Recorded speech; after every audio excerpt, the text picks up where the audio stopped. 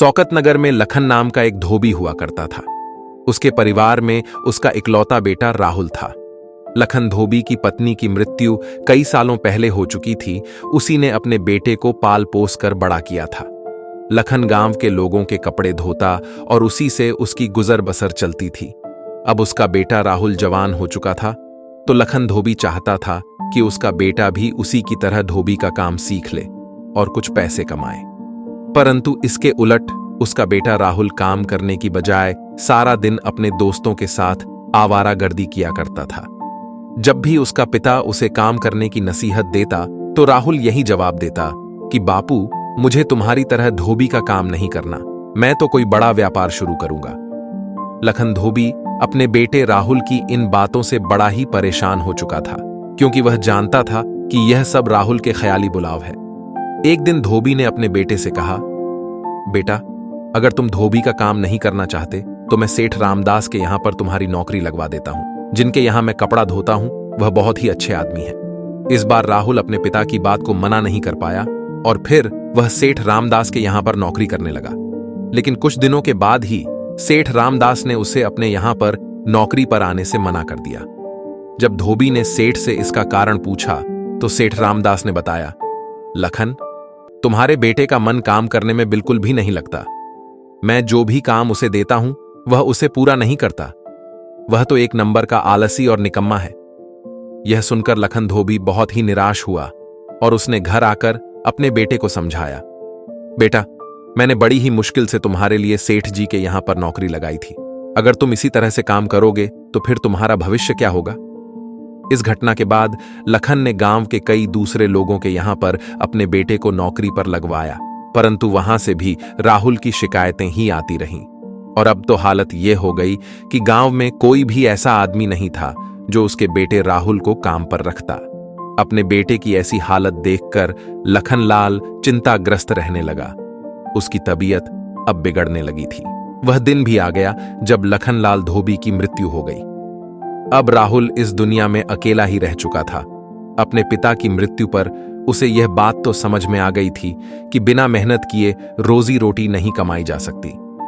इसलिए उसने गांव में काम ढूंढना शुरू किया, परंतु पूरे गांव में उसे किसी ने काम नहीं दिया, क्योंकि वह तो पहले से ही अपनी काम चोरी के लिए बदनाम हो चुका था।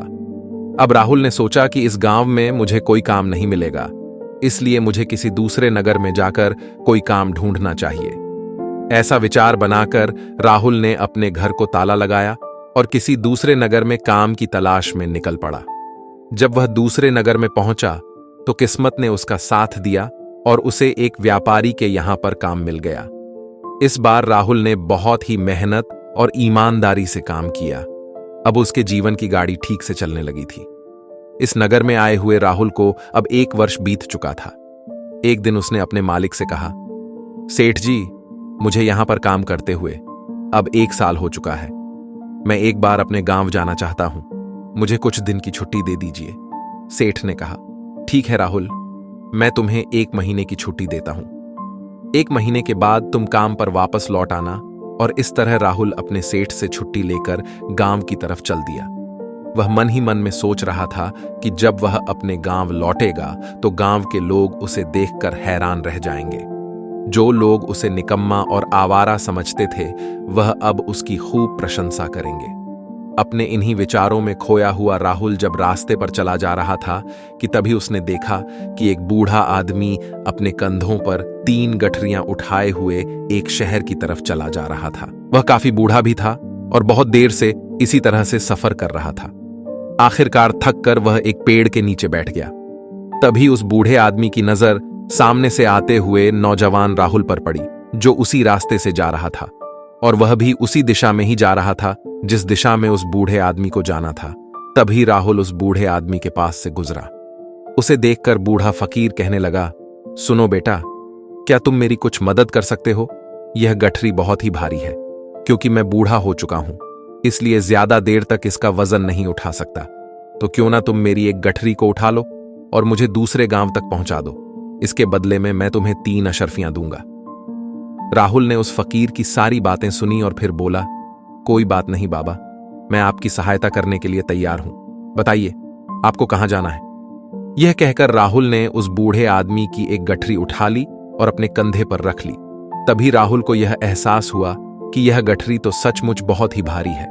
राहुल और वह आदमी अब दोनों रास्ते पर आगे की तरफ बढ़ रहे थे। चलते चलते वे दोनों उस गांव से बाहर आ गए और फिर एक सुनसान रास्ता आ गया। वे दोनों बड़ी ही मस्ती में चलते जा रहे थे। जब वे दोनों भीड़ से बिल्कुल अलग हो गए तो राहुल ने उस आदमी से पूछा, बाबा, इस गठरी में ऐसा क्या है जो यह गठरी इतनी भारी है?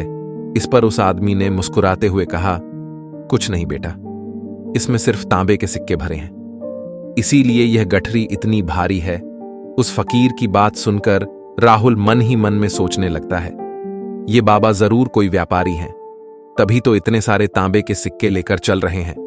लेकिन मुझे इन सब बातों से क्या मतलब? मुझे तो सिर्फ इनकी गठरी दूसरे गांव तक पहुंचाने हैं और उसके बदले में मुझे 3 अशर्फियां मिल जाएंगी। और फिर उसने तांबे के सिक्कों का ख्याल अपने मन से निकाल दिया और अपनी धुन में मस्त होकर आगे बढ़ने लगा। चलते चलते कुछ समय और बीत गया और वे दोनों एक नदी के किनारे जा पहुंचे। राहुल काफी हट्टा कट्टा, तंदुरुस्त और जवान था, इसीलिए वह बिना सोचे समझे उस नदी में उतर गया। परंतु वह बूढ़ा आदमी अभी भी नदी के किनारे पर ही खड़ा था। इस पर राहुल ने उस बूढ़े से कहा, क्या हुआ बाबा, आप रुक क्यों गए? चलिए, हमें यह नदी पार करनी होगी, तभी तो हम उस गांव तक पहुंच पाएंगे। इस पर उस बूढ़े ने राहुल से कहा, मैं जानता हूं बेटा कि हमें यह नदी पार करनी ही होगी, लेकिन जैसा कि तुम देख रहे हो कि मैं अब बूढ़ा हो चुका हूं और 2-2 गठरी लेकर मैं यह नदी पार नहीं कर सकता। अगर कहीं मेरा पांव फिसल गया तो फिर क्या होगा? क्या तुम मेरी एक और गठरी उठा सकते हो? इसके बदले में भी मैं तुम्हें 3 अशर्फियां और दूंगा। यह सुनकर राहुल मुस्कुराने लगा और बोला, बाबा, अब आप मुझे शर्मिंदा कर रहे हैं। अगर आप मुझे 3 अशर्फियां नहीं भी देंगे तो भी मैं आपका यह काम कर दूंगा। मैं आपको आपके गांव तक अवश्य पहुंचा दूंगा। यह सुनकर आदमी मुस्कुराया और बोला, बेटा, तुम तो बहुत ही भले इंसान मालूम पड़ते हो। यह कहते हुए उस आदमी ने अपनी दूसरी गठरी भी राहुल को थमा दी। राहुल ने जब वो दूसरी गठरी भी अपने कंधे पर रखी तो उसे यह गठरी भी बहुत ही भारी लगी, लेकिन राहुल चुप ही रहा और फिर दोनों ने जैसे तैसे नदी पार कर ली। नदी पार करने के बाद बातों बातों में ही राहुल ने उस राहगीर से कहा, बाबा, आखिर इस दूसरी गठरी में क्या है? क्योंकि यह दूसरी गठरी भी बहुत ही वजनदार है। बूढ़े आदमी ने जवाब दिया, बेटा, इसमें चांदी के सिक्के हैं, इसीलिए यह गठरी भी बहुत भारी है। उस राहगीर की यह बातें सुनकर अब राहुल का दिमाग तेजी से काम करने लगा। वह सोचने लगा कि एक गठरी में चांदी के सिक्के हैं और दूसरी में तांबे के लगता है। ये फकीर बाबा कहीं दूर से आ रहे हैं और इन्होंने अपनी सारी जमीन जायदाद बेचकर यह सारे सिक्के इकट्ठे किए हैं, तभी तो यह इतना धन लेकर चल रहे हैं। लेकिन राहुल ने यह बात उन फकीर बाबा से नहीं बोली। वे दोनों चुपचाप रास्ते पर आगे ही बढ़ते चले जा रहे थे। कुछ देर तक आगे बढ़ने के बाद एक बार फिर एक सुनसान मार्ग आ गया। उस रास्ते पर आते ही राहुल के मन में तरह तरह के विचार आने लगे। अब उसके मन में विचार आने लगा कि यह एक सुनसान रास्ता है। अगर मैं यहां से इन आदमी के यह सिक्के लेकर भाग जाऊं तो यह बूढ़ा आदमी कब तक मेरे पीछे भागेगा? मुझे नहीं लगता कि यह कभी मुझे पकड़ पाएंगे। और यहां पर इस समय कोई दूसरा आदमी है भी नहीं जो इन बूढ़े आदमी की मदद कर पाएगा। और वैसे भी इतने सारे सिक्कों से मैं अपना कोई व्यापार शुरू कर सकता हूं। यह बूढ़ा फकीर भला इतने धन का क्या करेगा? वैसे भी ये बूढ़ा अपनी आखिरी सांसें गिन रहा है। इससे अच्छा तो यह है कि मैं ही इन सारे पैसों को रख लेता हूं। अभी राहुल के मन में ये सब विचार चल ही रहे थे कि तभी उसके मन में दूसरा विचार आया कि अरे, यह सब मैं क्या सोच रहा हूं? ये बेचारा फकीर न जाने कहां से आ रहा है, और तो और न जाने कैसे कैसे करके इसने इतना धन जुहाया है। मुझे इनका फायदा नहीं उठाना चाहिए। नहीं नहीं, मुझे ऐसा नहीं करना चाहिए। उसने कुछ देर के लिए अपने मन के इन विचारों को काबू कर लिया, परंतु थोड़ी ही देर के बाद उसके इन विचारों ने उसको काबू में कर लिया। राहुल 2 गठरी उठाए हुए उन फकीर के पीछे पीछे चल रहा था। कुछ दूर जाने के बाद वहां पर एक पहाड़ी आई। तब वो फकीर बाबा राहुल से कहने लगे, बेटा, ये पहाड़ी मैं नहीं चढ़ पाऊंगा क्योंकि मैं अब बूढ़ा हो चुका हूं और मेरे घुटनों में भी दर्द रहता है। अगर तुम मेरी यह तीसरी गठरी भी ले लो तो मैं तुम्हें 3 अशर्फियां और दूंगा, पर याद रखना इन गठरी को कहीं पर गिराना मत, कहीं ये गठरी खुल ना जाए।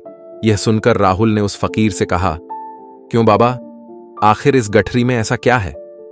बूढ़े ने एक बार इधर उधर देखा और फिर धीरे से राहुल को बोला, बेटा, इसमें स्वर्ण मुद्राएं हैं। यह सुनकर तो राहुल मन ही मन और भी खुश हो गया। उसने चुपचाप वह गठरी उस फकीर से ले ली और देखते ही देखते वे दोनों रास्ते में आगे की ओर बढ़ने लगे।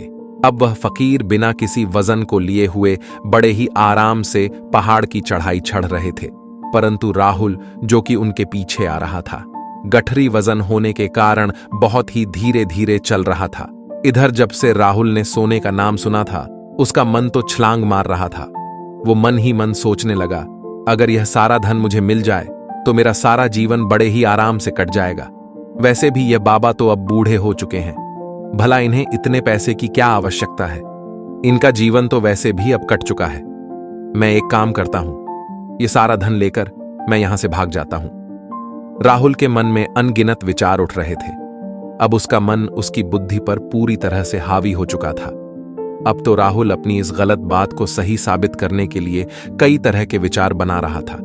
वह सोचने लगता है, यह फकीर बाबा कोई चोर है, वरना इसके पास इतनी स्वर्ण मुद्राएं भला कहां से आएंगी?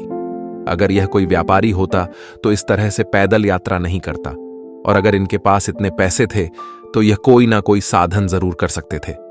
पक्का यह कोई चोर है और चोरी का माल ही इस तरह से ले जाया जाता है। और अगर मैं इनका पैसा चुरा लूं तो फिर इसमें बुराई ही क्या है, क्योंकि यह भी एक चोर है और चोर के यहां पर चोरी करना कोई गलत काम नहीं है। यह सोचते हुए राहुल अब उन फकीर से आगे बढ़ने लगा। देखते ही देखते वह उस बूढ़े फकीर से काफी आगे निकल आया। अब वह सोचने लगा कि जैसे ही इस पहाड़ की ढलान आएगी, मैं इन तीनों गठरी को लेकर यहां से 9-2-11 हो जाऊंगा। फिर यह सारा धन मेरा हो जाएगा और मेरी गरीबी हमेशा हमेशा के लिए दूर हो जाएगी। इसी तरह से चलते चलते वे दोनों पहाड़ की चोटी पर पहुंच गए। अब ढलान का रास्ता शुरू होने वाला था। तभी राहुल उन फकीर से नजर बचाकर वह तीनों गठरी लेकर आगे की तरफ दौड़ने लगा। अब उसे अपना शरीर बहुत ही हल्का मालूम पड़ रहा था, जैसे उसके शरीर पर कोई वजन ही ना रखा हो। अब राहुल बहुत ही तेजी से दौड़ने लगा और देखते ही देखते वह उस बूढ़े की आंखों से ओझल हो गया। बचते बचाते, छिपते छिपाते राहुल अपने गांव में वापस आ चुका था। वह सीधा अपने पुराने घर के अंदर चला गया। अब राहुल की खुशी का कोई ठिकाना नहीं था। उसने सोचा, क्यों ना जल्दी से मैं इन गठरियों को खोलकर सारा पैसा बाहर निकाल लूं। यह सोचकर जब उसने पहली गठरी खोली तो उसमें से उसे लोहे के जंग लगे हुए सिक्के मिले। ये देख उसे अपनी आंखों पर विश्वास नहीं हुआ और फिर उसने फटाफट दूसरी गठरी खोली। उसमें भी लोहे के जंग लगे हुए सिक्के ही थे। ये सब कुछ देखकर राहुल हैरान रह गया। सोचने लगा, ये सब क्या हो रहा है? फकीर ने तो मुझसे कुछ और ही कहा था। अब राहुल ने वह सोने वाली गठरी खोली और उसमें भी लोहे के जंग लगे हुए सिक्के ही थे। ये सब कुछ देखकर राहुल क्रोध से आग बबूला होने लगा। उसने अपना माथा पीट लिया और सोचने लगा, आखिर उस फकीर ने मुझसे झूठ क्यों बोला था? उस बूढ़े ने ऐसा क्यों कहा था कि एक गठरी में चांदी के सिक्के हैं, दूसरी में सोने के और एक में तांबे के? वह यह सब कुछ सोच ही रहा था कि तभी उसकी नजर गठरी में रखे हुए एक पत्र पर पड़ी। राहुल ने तेजी से वह पत्र उठाया और उसे खोलकर पढ़ने लगा। उसमें लिखा था, यह पूरा नाटक एक ईमानदार आदमी की खोज करने के लिए रचा गया है और मैं वह बूढ़ा आदमी असल में इस राज्य का राजा हूं जिसके कोई संतान नहीं है, और मैंने ही यह सारा नाटक रचा है ताकि मैं अपने राज्य में कम से कम एक ऐसे ईमानदार आदमी की खोज कर सकूं जो मेरे बाद इस राज्य का राजा बन सके और इस राज्य का भार संभाल सके। और इस राज्य का भार वही व्यक्ति संभाल सकता है जो पूरी तरह से ईमानदार हो और जिसके मन में किसी तरह का भी कोई लालच ना हो। इतना पढ़ते ही राहुल जोर जोर से चिल्लाने लगा। वह सिर पकड़कर बैठ गया।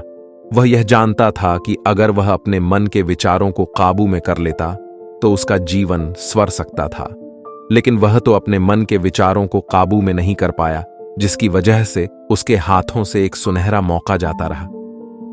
दोस्तों, यह बात तो किसी ने सच ही कहा है कि मन ही सब कुछ है।